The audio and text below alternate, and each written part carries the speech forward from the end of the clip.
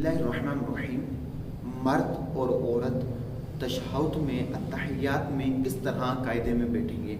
देखें कि मर्द के लिए ये हुक्म है कि जब वो अत्तहियात में बैठेगा तो अपना जो सीधा पाँव है इसको खड़ा रखेगा और जो उल्टा पाँव है इसको बिछाकर इसके ऊपर बैठ जाएगा और जो सीधे पाँव की पांचों उंगलियां हैं इनके पेट ज़मीन पर लगा देगा।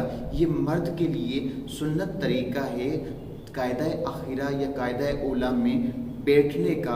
और औरत के लिए जो हुक्म दिया है शरीयत मुतहरा ने वो ये कि जब औरत जो है कायदा आखिरा में तशहुद में बैठेगी तो वो अपने दोनों पाँवों को सीधी जानिब निकाल कर जो है अपनी सुरीन को ज़मीन पर रख कर बैठेगी, क्योंकि इसमें औरत के लिए पर्दा ज़्यादा है। और ये हुज़ूर अलैहिस्सलाम से भी इस तरह बैठना साबित है, क्योंकि हुज़ूर अलैहिस्सलाम इस तरह बैठा करते थे।